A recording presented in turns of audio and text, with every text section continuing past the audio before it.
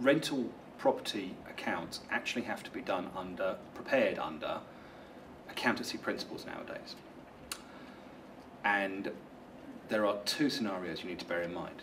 There is a financial reporting standard, don't ask me what number it is, but there is a financial reporting standard which talks about provisions, and if a provision is valid and can be made in a set of accounts, then a deduction may be claimed even if that provision is not expended in that particular year.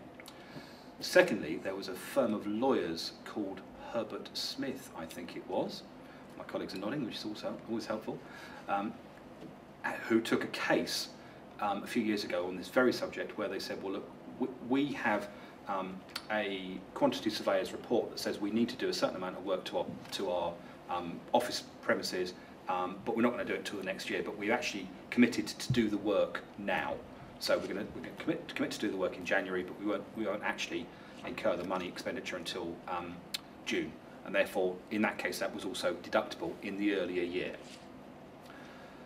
Whether you can split it over 2 years, I think is a slightly different story, because actually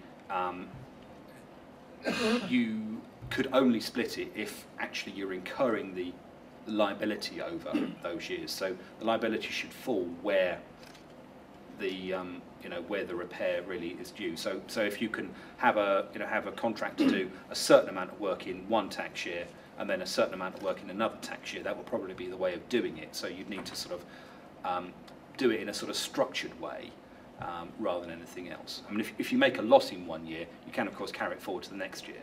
Sadly, you can't carry a loss back from 1 year to the next.